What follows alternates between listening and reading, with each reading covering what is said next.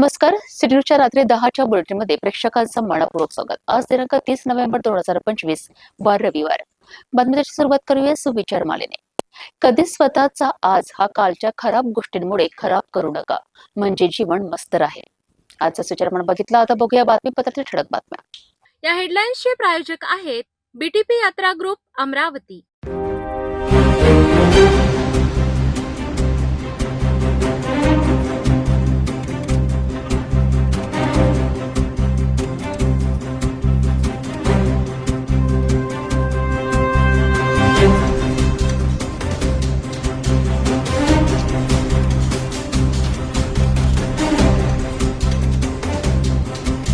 आपण ठळक बातम्या बघितल्या. आता घेऊ छोटासा ब्रेक. शादी और ब्याह की शुरुआत आराधना साड़ी के साथ.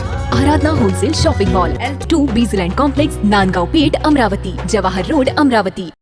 ब्रेकनंतर बघूया सविस्तर बातम्या.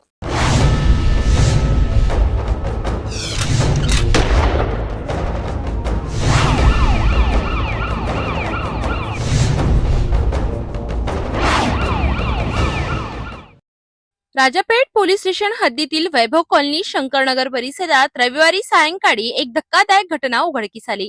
निलिमा संजय खरबडे या 40 वर्षीय महिलेचा राहत्या घरात मृतदेह आढळून आला. रविवारी सायंकाळी साधारणतः 7 वाजताच्या सुमारात 112 वरून पोलिसांना माहिती देण्यात आली की एका महिलेचा संशयास्पद परिस्थितीत मृतदेह त्यांच्या घरात आहे. या माहितीच्या आधारे पोलीस उपायुक्त गणेश शिंदे, पोलीस उपायुक्त श्याम घुगे आणि राजापेठ पोलीस स्टेशनचे पोलीस निरीक्षक पुनीत कुलट यांच्यासह पोलीस पथक घटनास्थळी दाखल झाले. पोलिसांनी घटनास्थळी पाहणी केली असता निलिमा खरबडे त्यांचा मृत्यू सामान्य नसून त्यांचा खून झाल्याचा प्राथमिक अंदाज पोलिसांनी व्यक्त केला. या प्रकरणी राजापेठ पोलीस स्टेशनमध्ये गुन्हा दाखल करण्यात आला. पोलिसांनी घरातील परिस्थिती, काही संशयास्पद खुणा आणि प्राथमिक पुरावे तपासायला सुरुवात केली आहे. मृत महिलेच्या घरात केलेल्या पंचनाम्यावरून हे प्रकरण वैयक्तिक वाद किंवा घातपाताशी संबंधित असू शकते असा पोलिसांचा कयास आहे.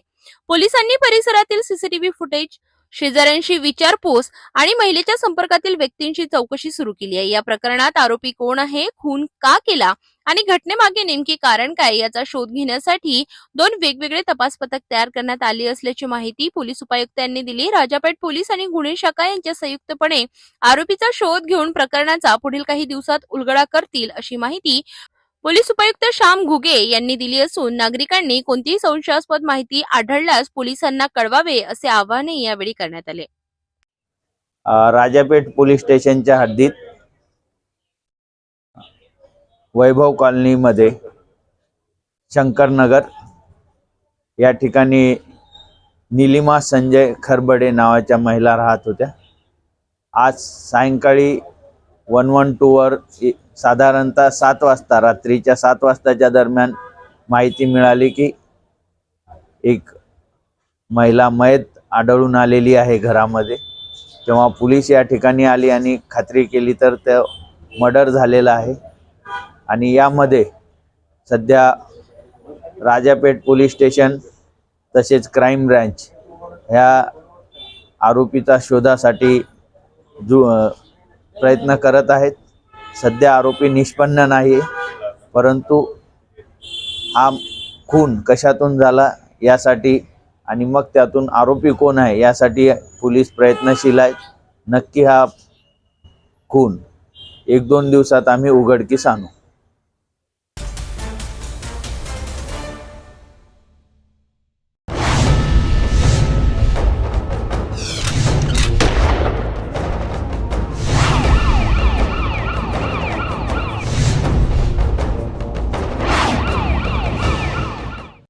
अमरावती शहर पोलीस नियंत्रण कक्षाला बॉम्बस्फोटाची धमकी देणाऱ्या आरोपीला शहर गुन्हे शाखेने अवघ्या काही तासात इंदोरहून अटक केली आहे. आरोपी हा याच प्रकारात यापूर्वीही सामील असल्याची माहिती समोर आली आहे.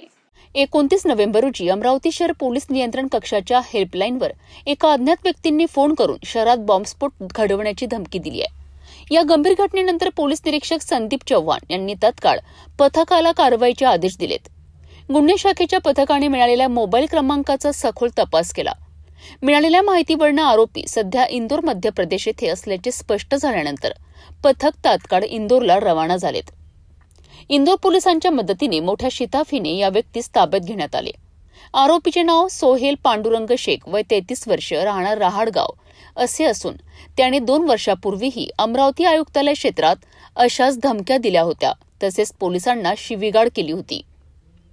या प्रकरणी फ्रेजरपुरा पोलीस स्टेशनमध्ये गुन्हा दाखल करण्यात आला असून पुढील तपासासाठी आरोपीला पोलिसांच्या ताब्यात देण्यात आले आहे. या संपूर्ण कारवाईचे मार्गदर्शन पोलीस आयुक्त अरविंद चावरिया, उपायुक्त गणेश शिंदे आणि उपायुक्त श्याम घुगे यांनी केलेत, तर प्रत्यक्ष कारवाई गुन्हे शाखेचे पोलीस निरीक्षक संदीप चव्हाण यांच्या नेतृत्वाखाली करण्यात आली आहे. पत्रकार परिषदेत ही माहिती अधिकृतरित्या देण्यात आली आहे. 28 तारखेला रात्री आमच्या अमरावती शहर पोलीस नियंत्रण कक्षाला एका व्यक्तीने फोन करून शहरात बॉम्बस्फोट घडवण्याची धमकी दिली होती आणि या पार्श्वभूमीवर तात्काळ त्याच्या गांभीर्याने दखल घेऊन फ्रेजरपुरा पोलीस ठाण्यामध्ये गुन्हा दाखल करण्यात आला आणि त्याचबरोबर संपूर्ण शहरातले जे पोलीस ठाणे आहेत ते त्यांना अवगत करण्यात आलं, त्यांना अलर्ट करण्यात आलं. याबाबत DCP झोन 2 श्याम घुगे आणि आमच्या सर्व टीम्स, नंतर क्राईम ब्रँचचे पोलीस निरीक्षक संदीप चव्हाण या आणि फ्रेजरपुरा पोलीस ठाण्याचे पोलीस निरीक्षक रोशन शिरसाट या सर्वांनी आपापली पथकं तयार केली. क्राईम ब्रँचचं एक पथक त्याच्या मागावर त्याचं ठावठिकाणं घेण्यासाठी रवाना झालं. त्याचं ठावठिकाणं इंदोरमध्ये असल्यामुळे त्या ठिकाणी ते रवाना झाले आणि त्यांनी आज पहाटे त्याला इंदोरवरून ताब्यात घेतलेलं आहे इंदोर पोलिसांच्या मदतीने आणि या ठिकाणी आणलेलं आहे. त्याचबरोबर शहरभरामध्ये घुगे साहेबांची टीम आणि आमच्या टीम्स यांनी संपूर्ण ठिकाणी नाकाबंदी लावली. त्याचबरोबर सर्व व्हायटल इन्स्टॉलेशन जे आहेत, धार्मिक महत्त्वाची स्थळं आहेत किंवा शाळा कॉलेजेस आहेत, बसस्टँड, रेल्वे स्टेशनचे परिसर आहेत, रेल्वे ट्रॅक्स आहेत, अशा सर्व ठिकाणी योग्य ती बंदोबस्त लावून त्या ठिकाणी BDDSचं घातपात विरोधी तपासणी करून आणि संबंधितांना सर्वांना अलर्ट करून योग्य ती कारवाई करण्यात आली, जेणेकरून कुठलाही अनुचित प्रकार घडू नये. जे दरम्यानच्या काळामध्ये हा व्यक्ती जो आहे आरोपी सोहेल पांडुरंग शेख याला ताब्यात घेतलेला आहे आणि त्याच्यावर योग्य ती कायदेशीर कारवाई फ्रेजरपुरा पोलीस ठाणे करत आहे.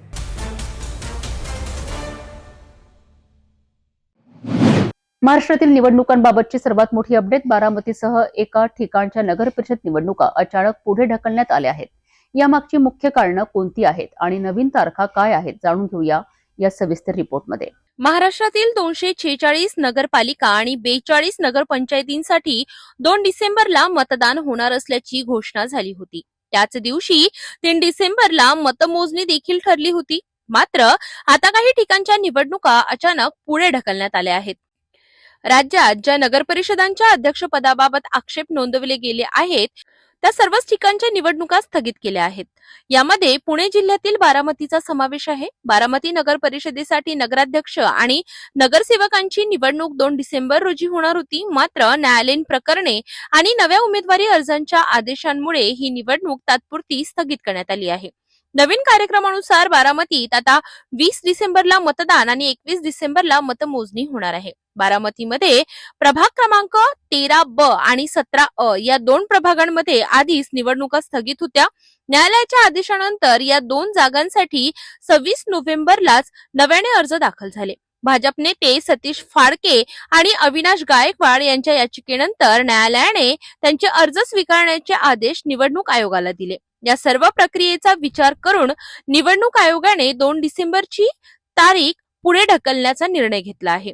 अहिल्यानगर जिल्ह्यातही मोठा बदल करण्यात आला आहे. 12 पैकी 4 नगर परिषद निवडणुका पुढे ढकलल्या आहेत.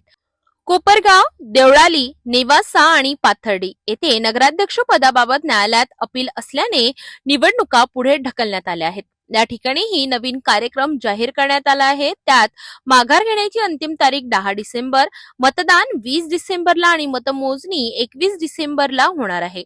महाराष्ट्रातील अनेक ठिकाणच्या निवडणुकांमध्ये झालेल्या या मोठ्या बदलांमुळे स्थानिक पातळीवरील राजकीय वातावरण चांगलेच तापले आहे.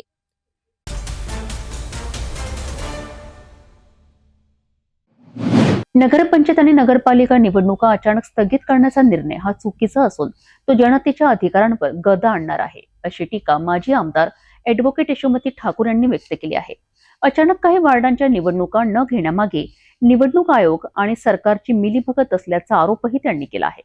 लोकशाही जनतेला आपले प्रतिनिधी निवडण्याचा मूलभूत हक्क आहे. तो कोणत्याही स्पष्ट कारणाशिवाय हिरावून घेणे अमान्य असल्याचे विरोधक सांगत आहे. कोर्टानेही निवडणुका वेळेत आणि न्याय पद्धतीने घेण्याचे स्पष्ट आदेश दिलेले असताना अचानक स्थगितीचा निर्णय का घेतला याबद्दल ॲडव्होकेट यशोमती ठाकूर प्रश्नचिन्ह उपस्थित केलं आहे. आता टीव्हीवर ऐकलंय की काही नगरपंचायती, काही नगरपालिकांच्या निवडणुका, काही वॉर्डाच्या निवडणुका रद्द करतायत. काय लावलंय सरकारने? कशाचा गोंधळ घालताय? व्यवस्थित म्हणजे आम्ही जन्मल्यापासून राजकारण बघतोय आणि आम्ही पण निवडणुका बघतोय. अजून 1 तासांनी कलेक्टरांशी बोललं तर कलेक्टर म्हणतात 1 तासांनी अजून गोष्टी क्लिअर होतील. काय लावलेलं आहे? अख्खं प्रशासनाला तुम्ही कन्फ्युजन मध्ये टाकून दिलेलं आहे. सगळ्या लोकांना कन्फ्युजन मध्ये टाकून दिलेलं आहे. मिली भगत ही भाजप आणि निवडणूक आयोगाची मिली भगत हा गोंधळ घालण्याचा आहे. हे सगळं थांबलं पाहिजे आणि व्यवस्थित कोर्टाने जसं सांगितलं की आता इलेक्शन थांबणार नाही, निवडणुका झाल्या पाहिजे, तर मग होऊ देत ना निवडणुका. काय हरकत आहे? हे मिली भगतची खिचडी जरा बंद करा. शासनानं कान उघडून, डोळे उघडून सगळं ऐका, बघा. असं चालत नाही. एवढे अरिरावी करण्याचा मतलब नाही रे बाबांनो. लोकांना कन्फ्युजन मध्ये टाकू नका आणि जे काही इन्स्ट्रक्शन द्यायचे ते व्यवस्थित द्या. जय हिंद, जय महाराष्ट्र.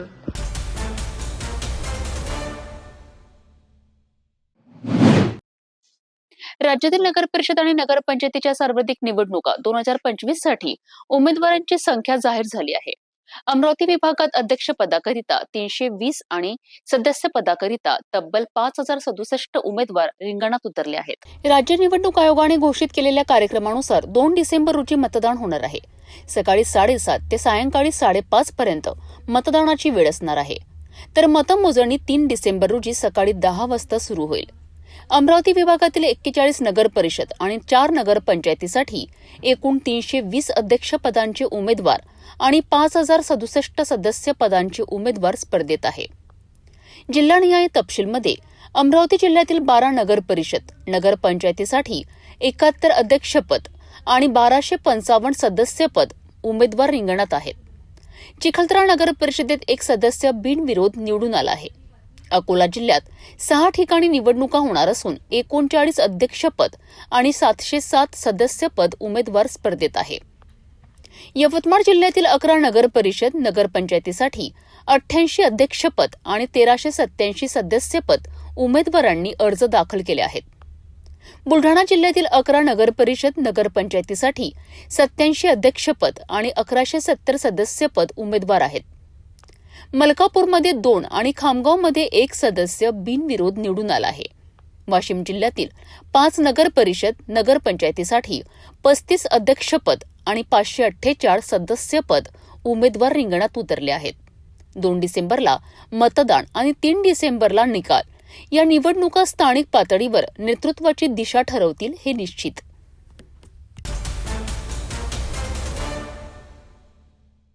शादी और ब्याह की शुरुआत, आराधना साड़ी के साथ.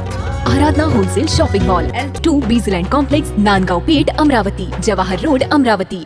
तपोवन पासून फक्त 1.5 किलोमीटर अंतरावर Radhanagari layout, lake view plot सह मोजकेच प्लॉट शिल्लक. त्वरित संपर्क करा 9930070667 किंवा 7620433325 या क्रमांकावर. चांदुर्ली नगर परिषद निवडणुकीची रंगत दिवसेंदिवस चांगलीच वाढत चालली आहे. भाजपच्या नगराध्यक्ष पदाच्या अधिकृत उमेदवार स्वाती मेठे यांच्या समर्थनार्थ मोठ्या प्रमाणात पदाधिकारी आणि नागरिक प्रचारात उतरल्याचे चित्र दिसत आहे.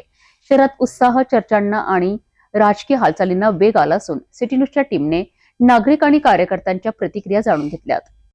नक्कीच महाराष्ट्रामध्ये सध्या आता ज्या आहेत सर्व निवडणुकीला सुरुवात झालेली आहे. नगर परिषद, नगरपंचायतींच्या निवडणुका आता येत्या अवघ्या काही तासावर येऊन ठेपलेल्या आहेत. 2 तारखेला जे आहे सकाळपासून मतदान प्रक्रियेला सुरुवात होणार आहे आणि 3 तारखेला संपूर्ण निवडणुकीचा रिझल्ट लागणार आहे. आज आपण चांदूर रेल्वे येथे दाखल झालेलो आहोत. भारतीय जनता पार्टीच्या अधिकृत उमेदवार आहेत स्वाती मेठे यांच्या परिसरामध्ये आपण आहोत आणि भारतीय जनता पार्टीचे काही पदाधिकारी आपल्यासोबत आहेत, निष्ठावान पदाधिकारी आपल्यासोबत आहेत. त्यांच्याशी थोडासा आपण संवाद साधणार आहोत. नेमके काय विकास कामे व्हायला हवीत आणि झालेली आहेत हे सविस्तर चर्चा आपण त्यांच्याशी करूया. काय नाव आपलं? मी प्रशांत देशमुख. काय असं वाटतं आपल्याला चांदूर रेल्वेमध्ये विकास व्हायला हवा, स्वाती मेठे करतील आणि काय विकास झालेला आहे काय सांगाल? निश्चितच स्वातीताई मेटे जर निवडून आल्या, निश्चितच येतील निवडून त्या, 100% गॅरंटी आहे. तर निश्चितच चांदूर शहराचा मोठ्या प्रमाणात विकास होईल. लढत कशा पद्धतीची आहे सध्या आता? लढत काही नाही, वन साईड आहे स्वातीताई, 100%. 100%. काय सांगाल? काय नाव आपलं? मी रवींद्र उपाध्ये. यापूर्वी या ठिकाणी जी एक हाती सत्ता होती विरोधकांच्याकडे 10 ते 12 वर्षापासून, त्याप्रमाणे जो विकास या चांदूर शहराचा व्हायला पाहिजे होता तो झाला नाही. आणि आता ज्या आमच्या उमेदवार आहेत भारतीय जनता पार्टीच्या, ह्या निश्चितच त्यांना एक दांडगा अनुभव आहे. त्या अगोदरी त्या नगरसेविका होत्या, पण जसा विकास व्हायला पाहिजे तो चांदूर शहराचा विकास झाला नाही. आणि चांदूरकरांना जर विकास पाहिजे असेल तर ते निश्चितच आमच्या स्वातीताई मेटे यांना भरघोस मतांनी निवडून देतील आणि ते निवडून येणार आहेत. तेव्हा जे काही आपलं मत वाया गेलं नाही पाहिजे, म्हणून त्यांना अशी विनंती करतो की त्यांनी कमवाड्या चिन्हाचं बटन दाबून सर्वांनाच आपण विजयी करा. दोन्ही गोष्टी सांगितल्या, एकतर त्या नगरसेविका होत्या आणि दुसरा म्हणजे विकास झालेला नाही. हम्म. काय वाटते आपल्याला, विकास का नसेल झाला? विकास न होण्याला कारणीभूत असं आहे की याची खालपासून वर सत्ता असतात आणि विकासाचं ध्येय सुद्धा ज्याच्या मनामध्ये असतो ते झालं पाहिजे. पण त्या फक्त नगरसेविका होत्या, नगराध्यक्ष नव्हत्या. शेवटी नगराध्यक्षातनी जो अधिकार आहे, पॉवर आहे, तो नगरसेवकात नाही. त्यामुळं त्यांनी त्यांच्या कॉलनीचा विकास हा केलेलाच आहे, तुम्हाला दिसतेच आहे. आणि तो तसाच विकास त्यांनी चौभोवताल आता त्या गावचा करतील असे काय आम्हाला प्रमुख मुद्दे असायला पाहिजे या निवडणुकीत? मुद्दे पाण्याचा आहे, रस्त्याचा आहे आणि विद्यार्थ्यांसाठी उद्यान आहे वगैरे, हे सगळं. आमदार सुद्धा आपल्या शहरात विकास करू शकले नाहीत का, असं वाटतं आपल्याला? वाटतं आमदार साहेबांनी आमचा जो विकास केला, जो या ठिकाणी याच्या अगोदर 15 वर्ष ज्यांची सत्ता होती त्यांचा विकास आणि आमचे जे 6 वर्षात जे झाला, याचा जर तुम्ही लोकांजोगा मागितला तर तुम्ही हब होऊन जाण की इतके रुपये आणले कुठं. तर तो आमदार साहेबांनी विकास आणलेलाच आहे आणि पैसे आणले आहे. पाण्याचा जो प्रश्न होता तो 66 कोटीचा योजना, आता माझे आमदार म्हणतात की त्यांचं उद्घाटन केलं. आम्ही कधी उद्घाटनाचा, आमचे आमदार उद्घाटनाच्या मागे लागत नाही, तर ते फक्त कामावर लक्ष देतात आणि काम ते खेचून आणतात. मी विवेक चौधरी, तालुका अध्यक्ष ग्रामीण. काय प्रमुख मुद्दे असायला पाहिजे या निवडणुकीत? काय विकास व्हायला पाहिजे चांदूर रेल्वेचा?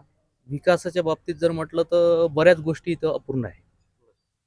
विचार केला आपण, अभ्यासिका झाल्या, त्याच्यानंतर व्यायामशाळा झाल्या, त्याच्यानंतर पाणी पुरवठ्यासारखी जे योजना, शुद्ध पाणी जे आज हवं होतं शहराला, ते मागील 15 वर्षापासून गढूळ पाणी येत होतं. आता दादांनी, माननीय आमदार साहेबांनी जी योजना आणली, 66 कोटीची योजना आहे, त्या माध्यमातून आता येणाऱ्या काही काळात जनतेला शुद्ध पाणी मिळेल. अशा बऱ्याच गोष्टी आहेत ज्या अपूर्ण राहिलेल्या आहेत. त्या जर म्हणजे त्या पूर्णत्वास येईलच, मेटेताई या निवडून येतील एवढी पक्की आम्हाला सध्या लढत गॅरंटी कशा आहे. प्रकारची आहे चांदूर रेल्वेमध्ये? लढत काय वाटते आपल्याला? लढत म्हणून नाहीच आहे विचार केला तर. स्वातीताई मेटे एकतर्फी आल्याशिवाय राहणार नाही. बिहारचं आता नुकतंच बिहारचं निवडणूक पार पडली, काय वाटते निवडणुकीच्या पार्श्वभूमीवर? बिहारचा विषय झाला.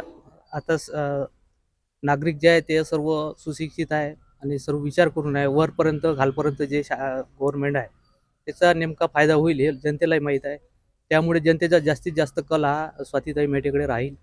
कारण का त्यांना माहीत आहे विकास करायचा असं, आमदार इथं BJPचे आहे, गव्हर्नमेंट BJPचं आहे, केंद्रात BJPची सत्ता आहे. त्यामुळं इथे जर आपल्याला विकास करायचा असेल तर BJPचं गव्हर्नमेंट आणावंच लागेल. जर तुमचा उमेदवार निवडून आला तर सर्वात पहिले 2 मुद्दे असे कोणते राहणार जे त्यांना त्या मुद्द्यांवर काम करायला हवं? सर्वात मोठा विषय इथं विद्यार्थ्यांचा आहे. अभ्यासिका झाल्या, व्यायामशाळा झाल्या, त्याच्यानंतर शुद्ध पाणी प्रत्येक घरी पोचलं पाहिजे याच्यासाठी प्रयत्न राहतील. आणि रस्ते आहे, रस्त्याची खूप दयनीय अवस्था आता आपल्याला पाहायला मिळत आहे. तर हे प्रमुख मुद्दे राहतील. सध्या देशामध्ये हिंदू मुस्लिमची लाट सुरू आहे. म्हणजे काँग्रेस म्हटलं की मुस्लिम आणि BJP म्हटलं की हिंदू, अशा प्रकारचे असतानाच आपल्या उमेदवारांनीच प्रतिक्रिया दिली आहे की सर्वात पहिलं काम माझं मुस्लिम जे विद्यार्थी आहेत त्यांच्याकरिता कॉलेज उभारण्याचं राहील, उर्दू शाळा उभारण्याचं राहील. काय सांगाल? हिंदू मुस्लिम हा वादच नाही आहे. आमच्या इथं जे संबंध आहे आणि दादाबद्दल जो आदर आहे, माननीय आमदार साहेबाबद्दल जो मुस्लिम समाजातही भरपूर मोठा पाठिंबा दादाला आहे. आणि आमच्या नगराध्यक्षासाठी ज्या मॅडम उभ्या आहे स्वातीताई मेटे, यांना पण त्याच पद्धतीनं सहकार्य आहे. त्यामुळे तो विषय आमच्या इथं आहेच नाही. काय नाव का आपलं? मी बबन सदाशिवराव गावंडे, माजी तालुका अध्यक्ष चांदूर रेल्वे. काय वाटलं आपलं निवडणूक सुरू झाली आहे, कशा प्रकारची लाट आहे भारतीय जनता पार्टी? या ठिकाणी येणाऱ्या 2 तारखेला नगराध्यक्षपदाची आणि नगरसेवकांची निवडणूक होऊ घातलेली आहे. आणि याआधी त्या 5 वर्ष नगरसेविका होत्या, काँग्रेसच्या होत्या, परंतु काही कारणास्तव त्या भारतीय जनता पार्टीमध्ये आल्या आणि या ज्या वार्ड नंबर 8मध्ये त्यांनी जो विकास केला तो खरोखर वाखाणण्यासारखा आहे आणि त्यांनी भारतीय जनता पार्टीसाठी खूप चांगलं कार्य केलं. त्यांच्यामुळं भारतीय जनता पार्टी त्यांचा विश्वास निर्माण झाला आणि त्यांना नगराध्यक्षपदाची आमच्या पक्षातर्फे तिकीट दिली. त्या निश्चितच या नगरीचा विकास केल्याशिवाय राहणार नाही आणि विकास करण्याचं एकच कारण आहे, कारण केंद्रात, राज्यात या ठिकाणी सुद्धा आमदार आहे. आता या बाकीच्या सगळ्या आमच्या कार्यकर्ता मंडळीनं सांगितलं की दादानं जो निधी आणला तो आजपर्यंत 15 वर्षात विरोधी पक्षाचे सुद्धा आमदार होते, पण त्यांनी सुद्धा एवढ्या प्रमाणात काम केलं नाही. निवड टीका करण्याचं काम त्यांच्याकडे होतं. दादानं कधीही कोणावर टीका केली नाही, कोण्या पक्षावर टीका केली नाही. दादाकडे जेव्हा जेव्हा कोणत्याही पक्षाचा माणूस गेला तर त्यांचं काम करण्याचं मानसिकता आहे. दुसरी गोष्ट, या ठिकाणी 10वीपर्यंत मुस्लिमांसाठी शाळा आहे. त्यांची जे मागणी आहे का आमच्या इथं 11वी 12वी झाली पाहिजे, ते दादांनी त्यांना पूर्ण आश्वासन दिलं आणि ते निश्चितपणानं केंद्रात राज्यात सरकार असल्यामुळं दादा केल्याशिवाय राहणार नाही. आणि त्यांच्याच बरोबर आम्ही सुद्धा सगळे कार्यकर्ता मंडळी आहे. आमच्या नगराध्यक्ष मॅडम निश्चितपणानं 100% निवडून येतील यांचा आम्हाला विश्वास आहे. किती नगरसेवक निवडून येतील आपले? आमचा सध्याच्या परिस्थितीत आमचे 20 नगरसेवक आले पाहिजे असा अंदाज आहे, पण आमचे 15 नगरसेवक निश्चितपणे निवडून येतील असा आमचा अंदाज आहे. काय नाव आपलं? गजानन झुनगरे. काय सांगाल? निवडणूक सुरू झालेली आहे, फक्त एक दिवस आता निवडणुकीला राहिलेला आहे. कशा पद्धतीची तयारी चालू आहे भारतीय जनता पार्टी? तयारी तसंही भारतीय जनता पार्टीचा कार्यकर्ता हा पूर्ण सक्षम आहे आणि येणाऱ्या ह्या चांदूर रेल्वेचा विकास करायचा तर आमदार प्रतापदादा अडसड यांच्या नेतृत्वात चांदूर रेल्वेमध्ये खूप विकास, साधारण आता प्रशासक होतं 2 वर्ष, तर त्यात दादानं 66 कोटीची पाईपलाईन योजना मंजूर केली आणि त्याच्या अगोदर 15 वर्ष नगर परिषद विरोधकाची होती, पण त्यांनी कुठं पाण्याची सोय नाही केली. आतापर्यंत चांदूरवासींना गढूळ पाणी पाजलं, पण दादानं 2 वर्षातच 66 कोटीची पाईपलाईन योजनेचे काम पूर्ण तत्वावर चालू आहे आणि थोड्याच दिवसात ते पूर्ण चालू होतील. काय नाव आपलं? सर्वात पहिले आपल्या न्यूज चॅनलचं मी स्वागत करतो. मी प्रसन्ना पाटील, माजी शहर अध्यक्ष भारतीय जनता पार्टी. तसाच मी नगर परिषदेला माजी उपाध्यक्ष म्हणून राहिलो आहे. उपाध्यक्ष पद हे मी सांभाळलेलं आहे. चांदूर रेल्वे शहराच्या विकासाच्या बाबतीत जर सांगायचं झालं तर पहिलेपासून हा विकास इथे पाहिजे त्या प्रमाणात झालेला नाही. कोणती शैक्षणिक संस्था की जी म्हणजे अतिशय सर्व लोकांना घेऊन चालेल अशी संस्था इथे नाही आहे. त्यानंतर औद्योगिक क्षेत्राच्या संदर्भात चांदूर रेल्वे एकदम मागे आहे. हे जरी नगर परिषदच्या अंतर्गत येत नाही, परंतु नगर परिषदचे जे प्रतिनिधी राहतात यांच्या रेट्यामुळं इथं भरपूर काही वाढू शकत होतं, परंतु आतापर्यंत असा विकास झालेला नाही.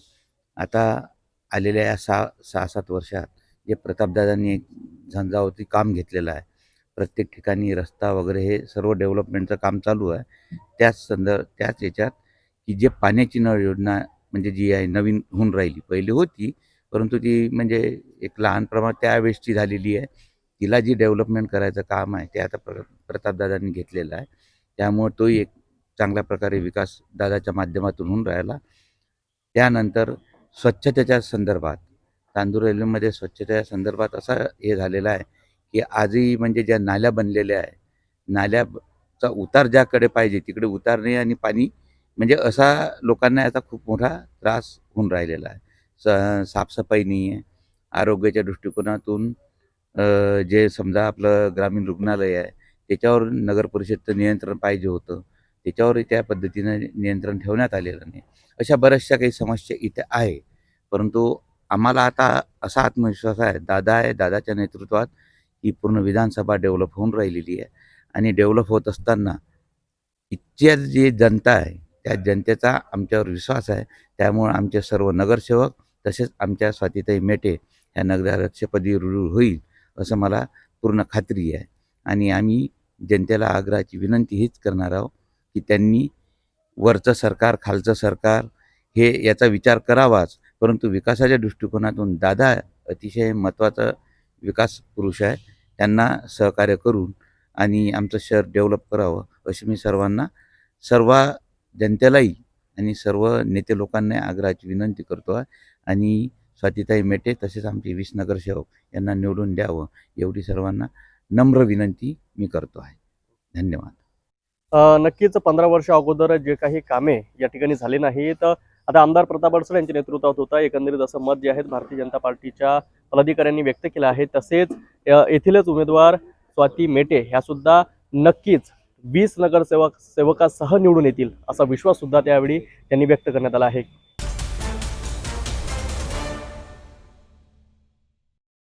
महाराष्ट्रामध्ये स्वराज्य संस्थांच्या निवडणुकांना आता सुरुवात झालेली आहे. नेमके काही तास आणि आता शिल्लक राहिलेले आहेत मतदान प्रक्रियेला. त्यानंतर आपण एकंदरीत जर बघितलं तर अमरावती जिल्ह्यामध्ये सुद्धा मोठ्या प्रमाणात प्रचाराची लाट उसळल्याचं चित्र सुद्धा आपल्याला पाहायला मिळत होतं. आपण सध्या धामणगाव रेल्वे येथे दाखल झालेलो आहेत. ज्या भारतीय जनता पार्टीच्या उमेदवार आहेत अर्चना रोटे यांच्या परिसरामध्ये आपण त्यांच्याशी थेट संवाद साधणार आहोत आणि नेमकं काय उद्दिष्ट राहणार आहे राजकारणाचं, काय अजेंडा घेऊन समोर जाणार आहेत, असे अनेक प्रश्न आपण त्यांच्याशी साधणार आहोत. ताई, काय सांगाल? सगळ्यात पहिला प्रश्न तर आमचा हाच राहील की आपला राजकारणाचा प्रवास कसा आहे? हे राजकारणाचा प्रवास कधी चालू झाला हे मला स्वतःलाही खरंच नीट आठवत नाही, कारण घरामध्ये ते सगळं होतं. पण तरी एक कॉलेज लाईफमध्ये अखिल भारतीय विद्यार्थी परिषदेच्या माध्यमातून आणि नंतर हळूहळू भारतीय जनता पार्टीमध्ये कधी काम करायला लागली तर ते मलाही कळलं नाही. इतक्या वर्षांपासून एक कार्यकर्ता म्हणून जबाबदारीने काम करते धामणगावामध्ये. कुठे जिल्हा परिषद असो, नगर परिषद असो, ग्रामपंचायत असो, पंचायत समिती असो, तर या संपूर्ण मतदारसंघामध्ये 25 वर्षापासून मी काम करते. आपला शैक्षणिक प्रवास कसा राहील का? Basically I am a science graduate. BSc computers केलं मी. त्याच्यानंतर मी मास्टर्स केलं इंडस्ट्रियल रिलेशन आणि पर्सनल मॅनेजमेंटमध्ये. आणि त्याच्यानंतर बिझनेस इकॉनॉमिक्स सारख्या विषयामध्ये मी PhD केला आहे. हे सगळं करत असताना पहिलेपासून खेळाची अतिशय आवड होती. शाळेमध्ये कबड्डी असो, खो खो असो, असा जे खेळ होते ते सगळे खेळून झाले. आणि कॉलेजमध्ये मग बास्केटबॉलमध्ये सुद्धा मी युनिव्हर्सिटी प्लेयर आहे. मला कलर कोट आहे. तर स्काउट गाईडच्या माध्यमातून तेव्हा राष्ट्रपती पुरस्कारसुद्धा मला मिळालेला आहे. आणि आवड होती नेहमी शिक्षणाची, अजूनही आहे. तर बरेचसे फायनान्शियल मॅनेजमेंट असो, ऑफिस ॲडमिनिस्ट्रेशन असो, या सगळ्या याच्यामध्ये मी डिप्लोमाज वगैरे घेतल्या बऱ्यापैकी. मधल्या काळामध्ये सुतगिरणीचं व्यवस्थापन पाहत होती बरेच वर्ष. मग नंतर मध्ये मी स्मार्ट सिटी, नागपूर स्मार्ट सिटीमध्ये जो केंद्र सरकारचा एक स्पेशल प्रोजेक्ट आहे त्याच्यामध्ये सुद्धा HR हेड म्हणून काम केलं. आणि पुन्हा एकदा मग इथे दादांनी म्हटलं, काही कार्यकर्त्यांच्या आग्रहास्तव तिथे पुन्हा रिझाईन करून मी पुन्हा इकडे परत आले.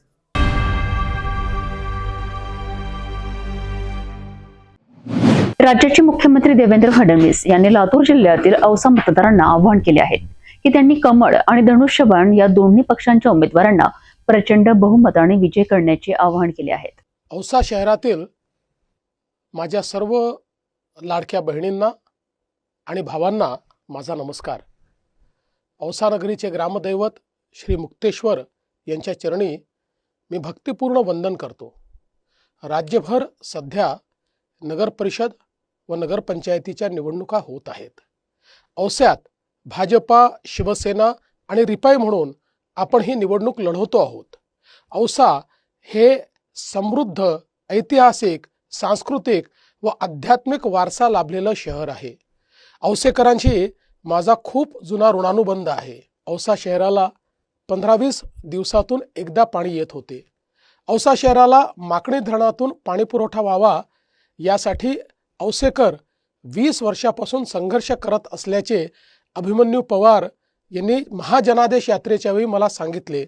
तेव्हा त्या सभेतच 8 दिवसाच्या आत औसा शहराला माकणी धरणातून पाणी पुरवठा करणाऱ्या योजनेला मंजुरी देण्यात येईल अशी घोषणा मी केली होती आणि 8च दिवसात ती मंजुरी पण दिली. 23-24 मध्ये काम सुरू केले आणि आता प्रत्यक्ष पाणी मिळते आहे.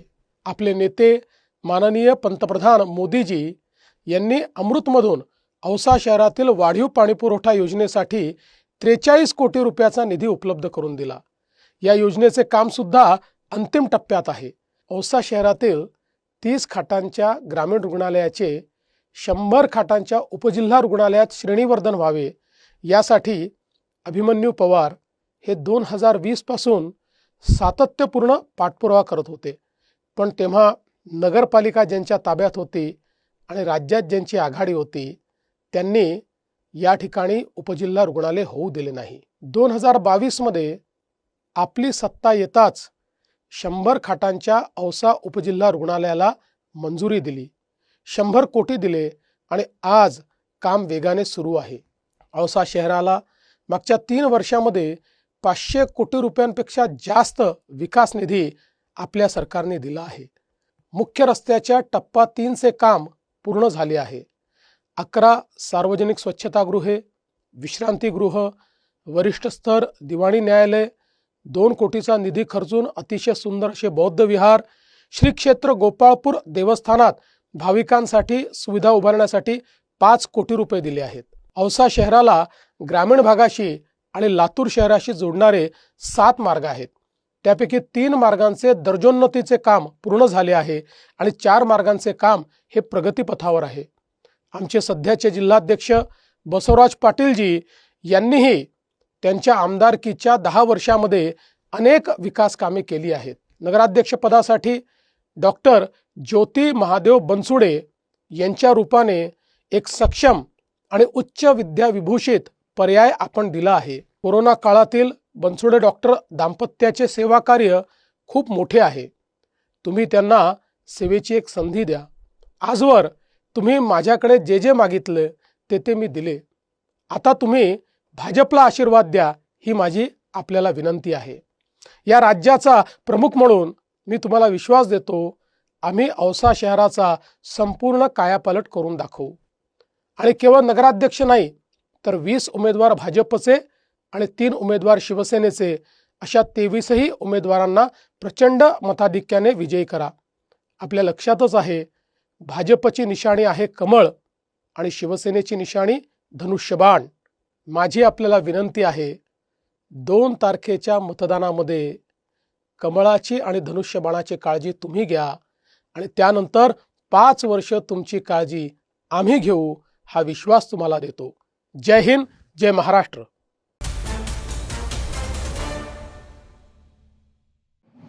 अंजनगाव सुर्जी नगर परिषद निवडणुकीसंबंधी राज्य शासनाचा नवीन आदेश समोर आला आहे. नामांकन, आरक्षण आणि प्रभाग रचना जैसे थे ठेवत फक्त मतदानाची तारीख पुढे ढकलण्यात आली आहे. राज्य शासनाने अंजनगाव सुर्जी नगर परिषद निवडणुकीसंदर्भात नवीन आदेश जारी केला आहे. या आदेशानुसार उमेदवारांनी पूर्वी भरलेले नामनिर्देशन अर्ज वैध राहणार आहेत. इच्छुक उमेदवारांना 10 डिसेंबर 2025 पर्यंत अर्ज मागे घेण्याची परवानगी देण्यात आली आहे. या तारखेनंतर कोणतीही माघार स्वीकारली जाणार नाही. माघार प्रक्रियेच्या समाप्तीनंतर 11 डिसेंबर रोजी चिन्ह वाटप आणि अंतिम उमेदवार यादी जाहीर केली जाईल. शासनाच्या GR नुसार फक्त मतदानाची तारीख पुढे ढकलण्यात आली आहे, तर उर्वरित सर्व प्रक्रिया पूर्ववत राहतील. म्हणजेच प्रभाग रचना, आरक्षण, उमेदवारांची पात्रता, अपात्रता आणि इतर सर्व टप्पे जसे आहेत तसेच कायम राहणार आहेत. त्यामुळे उमेदवार आणि पक्षांमधील निर्माण झालेली अनिश्चितता दूर झाली असून संपूर्ण प्रक्रिया सुरळीतपणे मार्गी लागली आहे. म्हणजेच 2 डिसेंबर रोजी अंजनगाव सुर्जी नगर परिषदेसाठी मतदान न होता हे मतदान पुढे ढकलण्यात आले आहे. अंजनगाव सुर्जी नगर परिषद के चुनाव उम्मीदवारी फार्म वापस लेने की तारीख 10 दिसंबर और मतदान 20 दिसंबर को किया जाएगा. आपको बता दें कि आरक्षण, प्रभाग रचना और नॉमिनेशन वैसे ही रहेंगे. राज्य सरकार ने अंजनगाव सुर्जी नगर परिषद चुनाव को लेकर एक नया आदेश जारी किया है.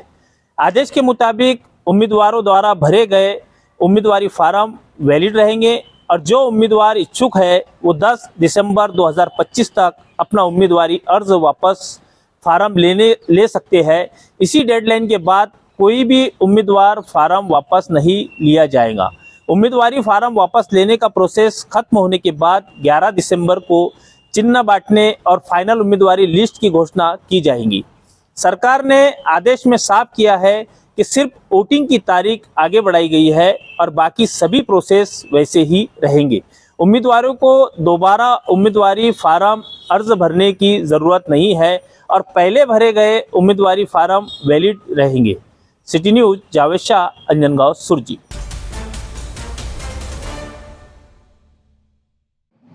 धामणगाव रेल्वे नगर परिषद निवडणुकीत भाजपच्या उमेदवार डॉक्टर अर्चना अडसड रोठे यांना नागरिकांचा उत्स्फूर्त प्रतिसाद मिळत आहे. शहरात त्यांच्या बाजूने सकारात्मक वातावरण तयार झाल्याचे चित्र दिसत आहे. नागरिक काय म्हणत आहेत आणि निवडणुकीचा कल नेमका कोणत्या दिशेने जातोय, बघूया या खास रिपोर्टमध्ये. महाराष्ट्रामध्ये स्थानिक स्वराज्य संस्थांच्या निवडणुका होऊ घातलेल्या आहेत. फक्त एक दिवस या निवडणुकांना आता शिल्लक राहिलेला आहे. 2 डिसेंबरला मतदान प्रक्रिया पार पडेल आणि 3 डिसेंबरला सर्व नगराध्यक्ष, नगर परिषदेचा जो आहे रिझल्ट आपल्या समोर येणार आहेत. याचकरिता आपण आज नागरिकांचे मते जाणून घेण्याकरिता धामणगावमध्ये दाखल झालेलो आहेत आणि या ठिकाणी जे आहेत काँग्रेस आणि BJP मध्ये मोठ्या प्रमाणात लढत असल्याचं चित्र आपल्याला दिसून येतं. इकडे एकूण जर बघितलं तर भारतीय जनता पार्टीचा पगडा सध्या धामणगावमध्ये मोठ्या प्रमाणात भारी असल्याचं सुद्धा आपल्याला पाहायला मिळत आहे. काही नागरिकांशी आपण या संदर्भात प्रतिक्रिया जाणून घेऊया. काय सांगाल दादा, काय नाव आपलं?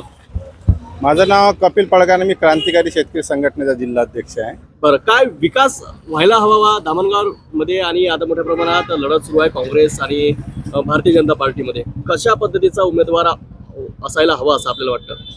धामणगाव शहराला एक ताकदवर उमेदवार असायला पाहिजे की त्या उमेदवाराचं ताकद प्रशासनाला दबाव तंत्रामधून धामणगाव शहराच्या नागरिकांसाठी चांगल्या प्रकारचे निधी आणून चांगल्या प्रकारची सेवा इथं उपलब्ध झाली पाहिजे आणि धामणगाव शहर हे महाराष्ट्राच्या अग्रस्थानी पोहोचलं पाहिजे असा ताकदवर उमेदवार या धामणगाव शहराला पाहिजे. सध्या राजनीती कशी वाटते आपल्याला धामणगाव? आता कसं आहे, इथं 2 पक्ष आहे, दोन्ही पक्ष राष्ट्रीय आहे.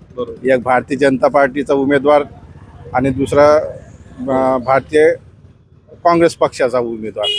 2 पक्ष आमने सामने आहे. पण आता इथचा इतिहास पाहता, इतिहास एवढा प्रकट म्हणजे ताकदवर इतिहास आहे की माननीय अरुणभाऊ अडसळ हे विदर्भाची बुलंद आवाज असलेली ह्या शहरातली असलेल्या कारणानं आणि त्यांचं महाराष्ट्रभर देशाभर नाव आहे. तसाच ह्या धामणगावचं नाव हे भारताच्या नकाशावर चांगल्या तऱ्हेनं ओळखल्या जाते. म्हणून नगराध्यक्ष बी ताकदवर पाहिजे की नगराध्यक्षचं नाव ऐकल्याबरोबर विधानसभेमध्ये त्याचा प्रश्न मांडला पाहिजे, मंत्रालयातले अधिकारी घाबरले पाहिजे, असा उमेदवार ह्या धामणगाव शहराला पाहिजे. कोणाचा चेहरा वाटते आपल्याला? आता काँग्रेसचा उमेदवारासोबत माझा जास्त काही संबंध आलाही नाही आहे. पण अक्काताईचं जे काही आता ते आमदारांच्या भगिनी आहे आणि विदर्भाची बुलंद आवाज म्हटल्यानंतर अटल बिहारी वाजपेयी, लालकृष्ण अडवाणी सारख्या मातंबर नेत्यासोबत राहणारे माननीय अरुणभाऊ अडसळ यांची लेख आहे. आणि मला तर असं वाटते की ताकदवर नेता सध्याच्या परिस्थितीत धामणगाव शहरामध्ये त्या दिसत आहे मला. नक्कीच धामणगावमध्ये जे आहेत अर्चना रोडे ज्या भारतीय जनता पार्टीच्या उमेदवार आहेत, त्यांचा पगडा यावेळेस भारी असल्याचं चित्र आपल्याला पाहायला मिळतं. अनेक नागरिकांशी आपण चर्चा करणार आहोत. काय त्यांच्या प्रश्न असेल ते आपण जाणून घेऊया. काय सांगाल दादा, काय नाव आपलं? माझं नाव आहे प्रशांत, मी प्रॉपर धामणगाव शहरात राहणार आहे. काय सांगाल आपले आता निवडणुकीचे वारे होऊ लागलेले, एक दिवस निवडणुकीला शिल्लक राहिलेला आहे, काय प्रश्न राहणार आपले आणि काय विकास व्हायला हवा धामणगावचा? धामणगावचा विकास तर जवळपास 80% झाला आहे. जो राहायला सोडला विकास आहे तो भारतीय जनता पार्टीचे जे अधिकृत उमेदवार आहे अर्चनाताई रोटे, ज्यांना आपण अक्का म्हणून धामणगाव शहरात ओळखल्या जाते, तर तो आल्यानंतर विकास हा होईल आणि खात्रीने होईल. का होईल? कारण केंद्रामध्ये भारतीय जनता पार्टीचे सरकार आहे, राज्यामध्ये भारतीय जनता पार्टीचे सरकार आहे आणि स्थानिक आमदार आहे ते पण भारतीय जनता पार्टीचे आहे. आणि धामणगाव नगर परिषद जर भारतीय जनता पार्टीच्या हातामध्ये आली किंवा अर्चनाताई अक्का जर ह्या नगराध्यक्ष झाल्या म्हणजे होणारच आहे, तर विकास झपाट्याने येईल. विकासाचा महापूर जो आहे, विकासासाठी जो लागणारा पैसा आहे, जो निधी आहे, फंड आहे, तो दिल्लीवरून डायरेक्ट आमच्या धामणगावच्या नगर परिषदेमध्ये येईल. आणि धामणगावच्या नागरिकांना सर्व माहिती आहे की सत्तावर केंद्रात आणि राज्यात आणि आमदार जर भाजपचा असला तर स्थानिक बॉडी पण भाजपची पाहिजे आणि स्थानिक बॉडी जर भाजपची आली तर विकास झपाट्याने होईल, यामध्ये कुठलाही शंका नाही. आपणच म्हटलं की 80% धामणगावचा विकास राहिला, शिल्लक राहिलेला 20% काय विकास व्हायचा राहिला आणखी? शिल्लक राहिलेला 20% मध्ये ज्या आता नवीन ज्या कॉलन्या धामणगावला ज्या टच झाल्या आहे त्या एरियातले जे रोड नाली राहिले तर ते होणार होते. पण काय आहे की मागील 3 ते 3.5 वर्षापासून धामणगाव नगर परिषदमध्ये प्रशासक आहे आणि प्रशासकाला तेवढा अधिकार नसते किंवा त्यांच्याकडे तेवढा फंड नसतो, त्यामुळे तो 20% राहिलेला आहे. आणि सन्माननीय अर्चनाताई रोटे म्हणजे अक्का ज्या भारतीय जनता पार्टीचे अधिकृत उमेदवार आहे आणि होणाऱ्या नगराध्यक्ष आहेत, त्या झाल्यानंतर तो 20% प्लस आणखीन काही जर कामं राहिली असेल, कळत न कळत होऊ शकते एखाद्याकडे लाईटच राहून जाते पोलो आम्ही बसवला, 2 लाईट लावले, लोकांची डिमांड काय असते का कधी कधी तिसराही बसवला पाहिजे. हा जो विकास आहे तो विकास पूर्ण होईल आणि ज्या कॉलन्या धामणगावला जोडलेल्या आहेत त्याचाही 100% विकास होईल असं मला वाटतं. एक सामान्य नागरिक म्हणून मी सांगतो. अर्चनाताईचे बंधू सुद्धा आमदार आहेत.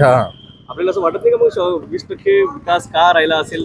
नाही, तो 20% याच्यासाठी राहिला की धामणगाव नगर परिषदमध्ये प्रशासक असल्यामुळं आणि प्रशासक असल्यामुळं धामणगावला स्थायिक सीओ नाही आहे. सीओ म्हणजे मुख्याधिकारी स्थायिक मिळाला नाही. आणि आता दादाने हा विषय विधानसभेत मांडला, कारण प्रशासक जेव्हा असते तेव्हा मुख्याधिकाऱ्याचा रोल हा सगळ्यात जास्त असतो. कारण प्रत्येक समस्या ही आमदाराला माहीत नसते. माझ्या घरचा लाईट फुटला हे आमदाराला थोडी माहिती आहे. मी तो अर्ज नगर परिषदकडे दिल्यानंतर नगर परिषद जर निधी उपलब्ध नसेल तर त्यांचं काम आहे की आमदाराला फंड मागणे. मात्र या सर्वांवर कंट्रोल तर आमदाराचं असते. हो, आमदार मी काय म्हटलं, एखादी समजा कधी कधी एखादा रोड कॉलन्यामध्ये रोड होते, त्या रोडची कॅपॅसिटी 2 किंवा 3 टनाची असते, पण तिथं जर 10 टनाचा रेतीचा ट्रक आला तो जर फुटला तर तो लगेच दुरुस्त होणार नाही ना. तो राहिलेला विकास मी तो म्हणत आहे, तो राहिलेला विकास आता आमची बळी बनल्यानंतर किंवा अध्यक्ष अर्चनाताई झाल्यानंतर तो विकास आम्ही पूर्ण 20% तो विकास राहिलेला पूर्ण होईल. नक्कीच 80% जो आहे ते विकास धामणगावचा आमदारांनी केलेला आहे आणि शिल्लक राहिलेला 20% जो आहे त्यांच्याच आता भगिनी अर्चना रोडे ह्या करतील असं नागरिकांचं सुद्धा एवढी मत समोर येत आहे. आपण आणखी काही नागरिकांची याचे मतदान जाणून घेऊया. काय नाव आपलं काका?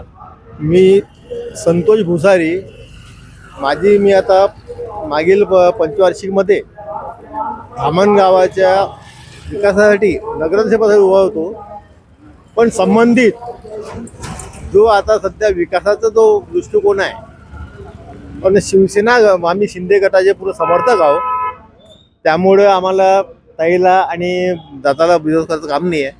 पण विकासाचं जर काम असेल तर विकासाच्या कामासाठी आजपर्यंत जे विकास झालेला आहे पूर्ण 15 वर्षामध्ये आज सध्या आजच्या कंडिशनमध्ये आपल्या धामणगावमध्ये असं कोणतंही वाढ नाही, कोणतंही घर नाही का जिथपर्यंत आपलं सिमेंटीकरण डांबरीकरण हे झालं नाही. म्हणून त्यामुळं मी एक शिवसेना शिंदे गटाचा समर्थक म्हणून अर्चनाताई रोडे यांना संपूर्ण धामणगाव परिसरातच नाही तर धामणगाव परिसरातील नागरिक आणि आमचे संपूर्ण धामणगाव शहरातील संपूर्ण सुज्ञ नागरिक हे सर्व लोक जे आहे हे संपूर्ण 100% आम्हाला मतदान करणार आहे भारतीय जनता पार्टीला. पण तुम्ही जर हे समजत का बाबा याच्यावर विषयाला हा आहे म्हणून तर दुकानातून आलो सध्या मी, त्यामुळं काही कंडिशन. काय नाव आहे आपलं? प्रमोद वरकड. काय वाटते आपल्याला धामणगावच्या विकासाबद्दल आणि राजकारणाबद्दल? धामणगावच्या विकासात भारतीय जनता पार्टीचं 15 वर्षापासून जे मोलाचं योगदान आहे, प्रत्येक वार्डात प्रत्येक ठिकाणी भारतीय जनता पार्टीने काम केलेलं आहे.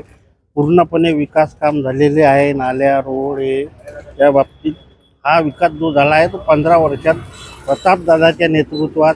प्रतापदादा 5 वर्ष आमदार असताना आताही प्रतापदादा आमदार आहे आणि त्यांनी जो प्रयत्न केला महाराष्ट्र शासनाकडून जास्तीत जास्त निधी धामणगाव शहरासाठी उपलब्ध करण्याचा आणि कामं पूर्ण करण्याचा, हे सर्व दादाचं श्रेय आहे. याही वेळेस पुन्हा 15 वर्षे झाले आहे. पुढच्या पंचवार्षिकीसाठी भारतीय जनता पार्टी या नगर परिषदमध्ये पूर्ण बहुमतानं निवडून येईल, अध्यक्षासहित सर्व उमेदवार.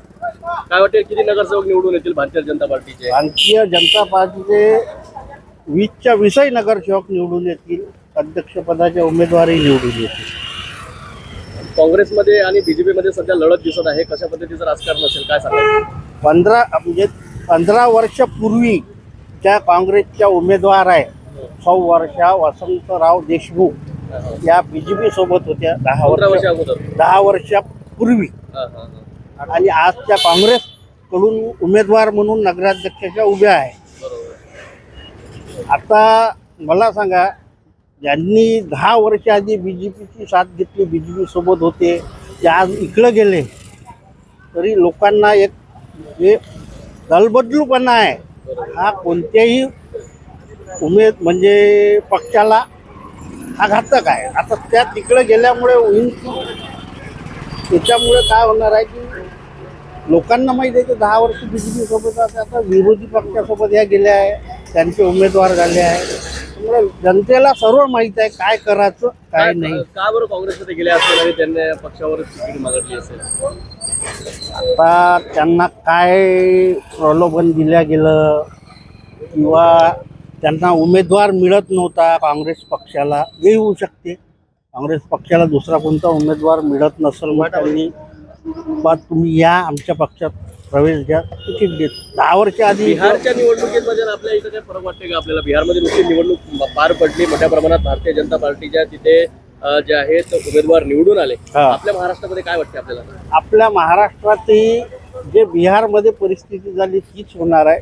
भारतीय जनता पार्टी आणि जे समर्थक आहे बरोबर तीच सत्ता महाराष्ट्रात पुन्हा येणार आहे. याला नक्कीच अनेक नागरिकांनी आपले मते जे आहेत आमच्या माध्यमातून समोर आणत आहेत. काही हॉकर्सना सुद्धा आपण त्यांचे संवाद साधू, त्यांना जाणून घेऊया नेमका कशा पद्धतीचा विकास आता धामणगावचा व्हायला हवा, कशा पद्धतीचा त्यांचे प्रश्न असेल.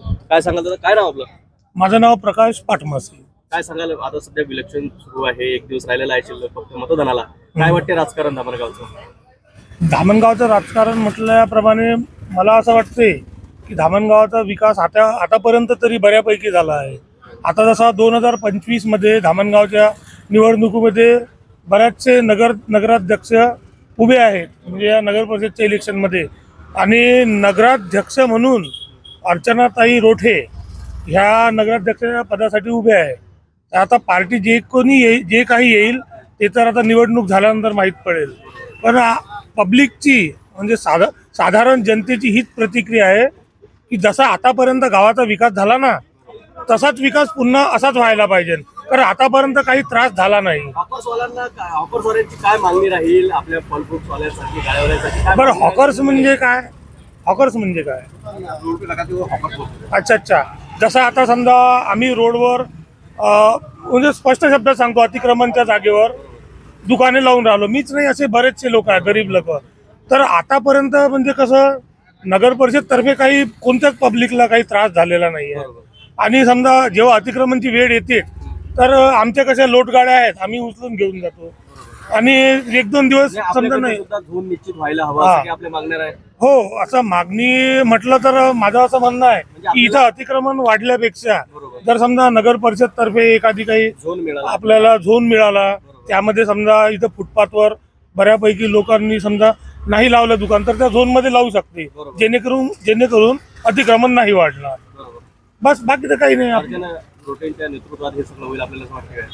मला तर पूर्ण आशा आहे की अर्चनाताई रोटे ह्या निवडून आल्यानंतर बरीचशी म्हणजे आपल्या धामणगाव शहरात बरीचशी प्रगती होईल आणि त्रास होण्याचा काही प्रश्न येतच नाही.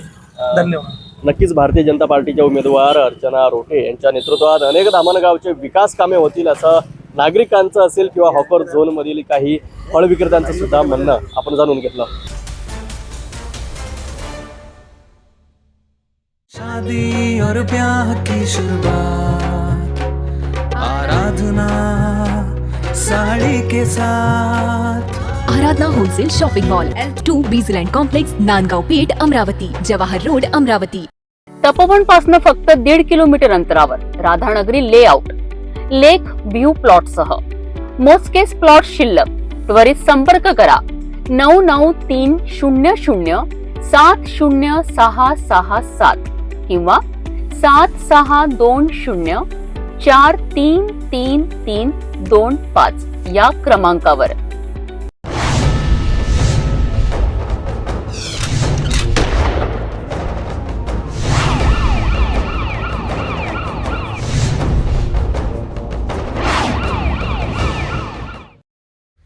अमरावती बडनेरा रोडवर शनिवारी मध्यरात्री भीषण अपघात झाला. गायत्री नर्सरीच्या वळणावर रात्री 1:30 वाजताच्या सुमारास फोर्ड इकोस्पोर्ट कार क्रमांक MH27 AE 8333 ही अचानक अनियंत्रित झाली.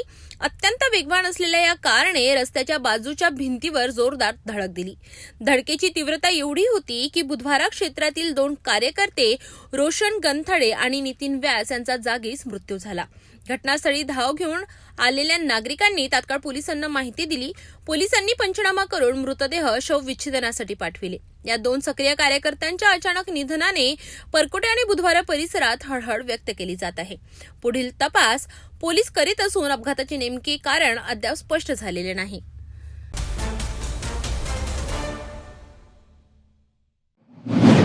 जळगाव जिल्ह्यातील वाघोड गावात बस क्रांतीसूर्य महात्मा ज्योतिबा फुले यांच्या 135व्या पुण्यतिथीनिमित्त विविध उपक्रमांनी कार्यक्रम साजरा करण्यात आलाय. गावातील सामाजिक संस्थांचा सहभाग, पाहुण्यांचे मार्गदर्शन आणि विद्यार्थ्यांच्या उपक्रमांनी कार्यक्रमाला विशेष रंगत आली आहे. रावेर तालुक्यातील वाघोड गावात बस क्रांतीसूर्य महात्मा ज्योतिबा फुले यांच्या 135व्या पुण्यतिथीनिमित्त ग्रामस्थ आणि माळी समाज संस्थेतर्फे अभिवादन करण्यात आले आहे. सुरुवातीला महात्मा फुले यांच्या पुतळ्याचे पूजन व पुष्पहार अर्पण करून कार्यक्रमाची सुरुवात झाली आहे. कार्यक्रमाच्या अध्यक्षस्थानी ईश्वर सोमा धनगर होते. प्रमुख पाहुणे म्हणून जळगाव येथील नीता जाधव उपस्थित होत्या. यानंतर उपस्थित पाहुण्यांचा परिचय आणि स्वागत करण्यात आले. यावेळी माळी समाज संस्थेचे अध्यक्ष डॉक्टर सुनील चौधरी यांनी संस्थेचा लेखाजोखा सर्वांसमोर मांडलाय. त्यांनी संस्थेची स्थापना सन 1952 मध्ये स्वर्गीय ओंकार शिवाजी पाटील यांच्या नेतृत्वाखाली झाल्याचे सांगितले. तसेच संस्थेमार्फत वर्षभरात जन्मलेल्या मुलींना मुदत ठेव व्याज रक्कम वितरित केली जाते. तसेच शैक्षणिक गुणवत्तेत प्रथम क्रमांक मिळवणाऱ्या मुलींना विशेष बक्षिसे दिली जात असल्याचे त्यांनी स्पष्ट केले आहे. यानंतर माजी अध्यक्ष सुधाकर विठ्ठल महाजन यांनी कार्यालयाच्या भिंतीवरील महात्मा फुले यांच्या जीवनपट फलकाचे उद्घाटन प्रमुख पाहुण्या नीता जाधव यांच्या हस्ते केलेत. शाळेतील विद्यार्थ्यांनी महात्मा फुले यांच्या जीवनचरित्रावर आधारित भाषणे सादर केलीत.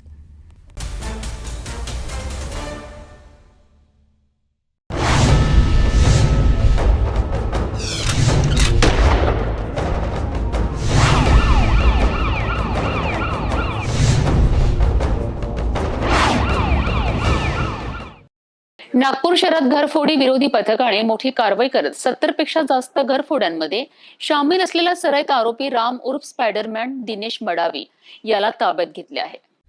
घरफोडी विरोधी पथकाला मिळालेल्या गुप्त माहितीनुसार पोलिसांनी नागपूरच्या मेडिकल कॉलेज परिसरात राम उर्फ स्पायडरमॅन दिनेश मडावी वय वर्ष 36 राहणार सालई पोस्ट खोर्रापर तालुका कोंढाडी जिल्हा नागपूर याला ताब्यात घेतले. तपासादरम्यान आरोपीने नागपूर शहरातील 3 गुन्ह्यांची कबुली दिली असून हे गुन्हे पोलीस स्टेशन कोतवाली, सीताबर्डी आणि अंबाझरीमध्ये दाखल आहेत. तसेच आरोपीने शेगाव तसेच जिल्हा अकोला येथे मंदिराजवळील एका घरात घरफोडी करून 2 लाख रुपये रोख रक्कम चोरी केल्याचीही माहिती पोलिसांसमोर आली आहे. या प्रकरणाचा तपास सुरू आहे. या यशस्वी कारवाईबाबत सायबर सेलचे विशेष सहकार्य लाभले. अटक करण्यात आलेला आरोपी राम उर्फ स्पायडरमॅन दिनेश मडावी वय वर्ष 36 असे असून घरफोडीचे वाढते प्रमाण थांबविण्यासाठी पोलिसांचे प्रयत्न सुरू असल्याचे आणि आरोपीकडून आणखी गुन्ह्यांची कबूल होण्याची माहिती पोलिसांनी दिली आहे.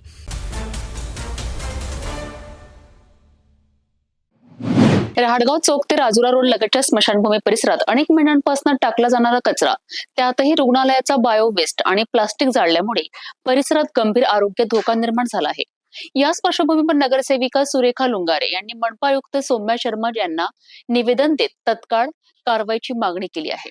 रहाटगाव चौक ते राजुरा रोड स्मशानभूमी लगतच्या जागेवर गेल्या अनेक महिन्यांपासून शहरातील कचऱ्याच्या गाड्या रोजच्या रोज रिकाम्या केल्या जात आहेत. याच कचऱ्यांमध्ये प्लास्टिक बरोबरच हॉस्पिटलचे इंजेक्शन, सलाईनच्या बाटल्या आणि इतर बायोवेस्ट सहजपणे टाकला जात असल्याचे समोर आले आहेत. त्याहूनही धक्कादायक बाब म्हणजे रोज रात्री अज्ञात व्यक्ती येऊन या कचऱ्याला जाणून बुजून आग लावत आहे.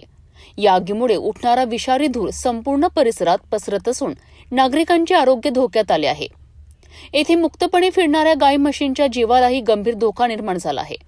या सर्व प्रकाराला आळा घालण्याकरिता नगरसेविका सुरेखा लुंगारे यांच्या नेतृत्वात एक निवेदन मनपा आयुक्त सौम्या शर्मा यांना देण्यात आले. यावेळी परिसरातील देशमुख, हरले, कोल्हे हेही उपस्थित होते. या निवेदनात या ठिकाणी कचरा टाकणे तात्काळ बंद करावेत, कचऱ्याला आग लावणाऱ्या अज्ञात व्यक्तीवर फौजदारी गुन्हा दाखल करावा अशी स्पष्ट मागणी करण्यात आली आहे.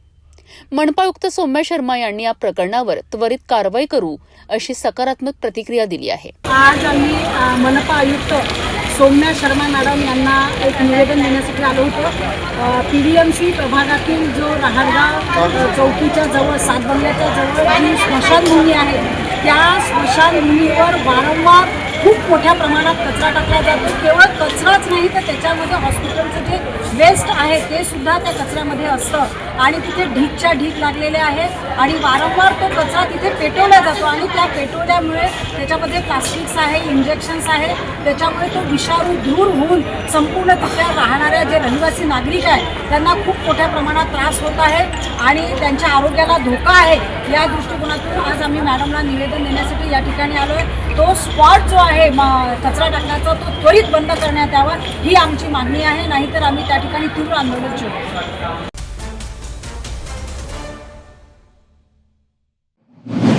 अमरावती महानगरपालिकेच्या हॅपी स्ट्रीट उपक्रमाने शहराला एक नवा उत्साह दिला आहे.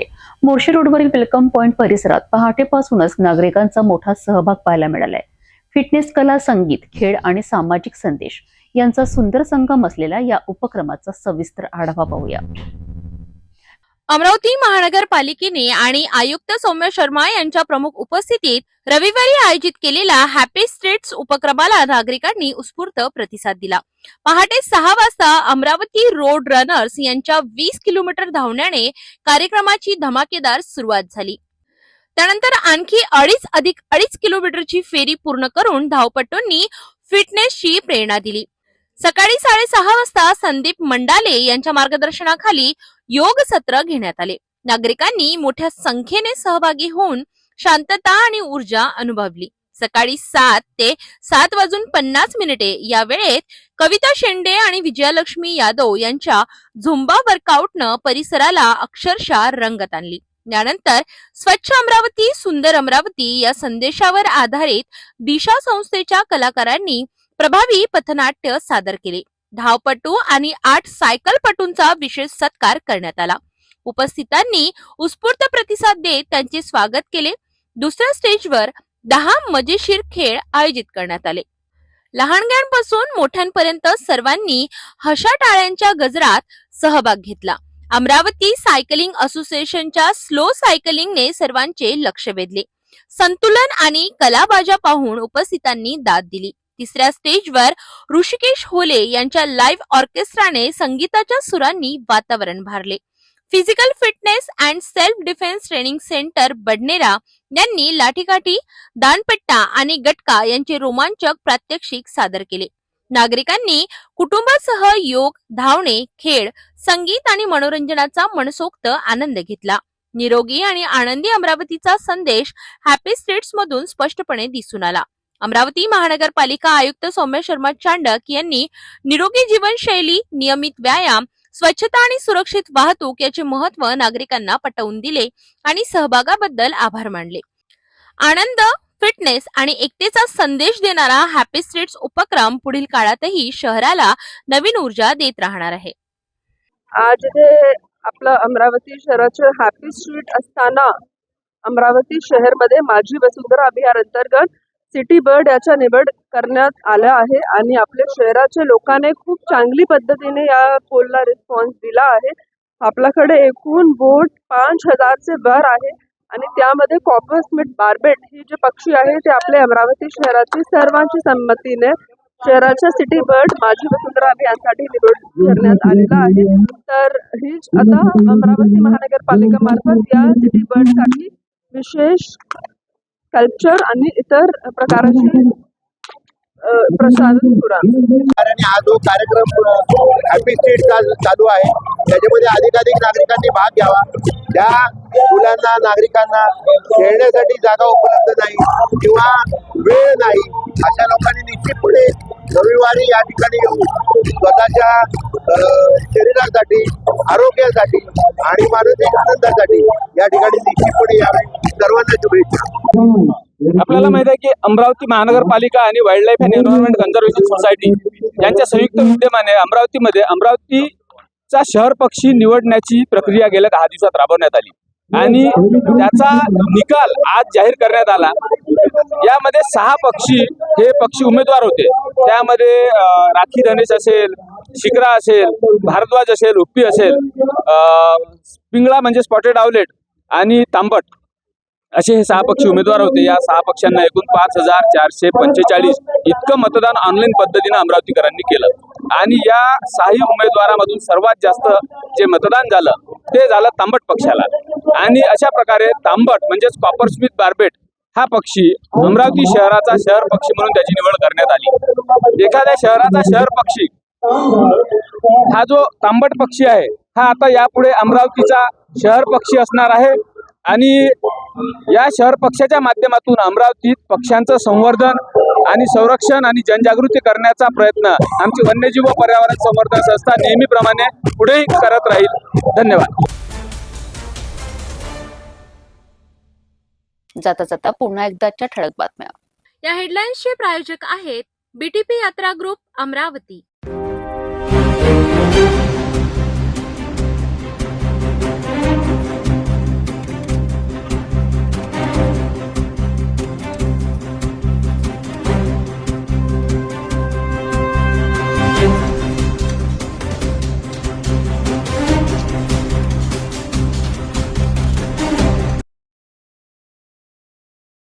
आपण आता सिटी चॅनल आपल्या टीव्हीवरही बघू शकता. यामध्ये next channel 117, Jio channel 872, GTPL channel 73, Fastway channel 256 वर बघू शकाल. आता अमरावती जिल्ह्यानंतर विदर्भ आणि महाराष्ट्राचे दर्शक घर बसल्या आपल्या केबल टीव्हीवर सिटी न्यूजच्या बातमी पाहू शकाल. यामध्ये Chhatrapati Sambhajinagar LST setup box number 14, Yavatmal setup box number 12, Washim setup box number 26, Nanded setup box number 17 आणि माहूर सेटअप बॉक्स नंबर 7, तर Akola RRC setup box number 899 वर बघू शकाल. लवकरच आम्ही आपल्यापर्यंत पोहोचणार आहोत. जर आपल्या टीव्हीवर सिटी न्यूज दिसत नसेल तर आपण आपल्या केबल ऑपरेटर संपर्क करावा. आपण सिटी न्यूज केबलच्या व्यतिरिक्त युट्यूब, फेसबुक, इंस्टाग्राम आणि ट्विटरवर बघू शकता. याकरिता सोशल मीडिया अकाउंट सबस्क्राईब करा, फॉलो करा, लाईक करा. युट्यूब अकाउंट सबस्क्राईब करण्याकरिता सबस्क्राईब बटनाला क्लिक करा आणि बेल आयकॉन दाबायला विसरू नका, कारण सर्व समाचार आपल्यापर्यंत पोहोचणार आहेत. तसेच सिटीचे फेसबुक पेज लाईक करा, इंस्टाग्राम आणि ट्विटर हँडल फॉलो करा. आपण व्हॉट्सअपवर सुद्धा सूचना करू शकता. व्हॉट्सअप नंबर स्क्रीनवर येत आहे. पुन्हा नवीन घडामोडींसोबत आपण बघत राहा फक्त सिटी न्यूज. हर खबर पर पैनी नजर, हर मुद्दे पर सटीक वार, यही है सिटी न्यूज की पहचान.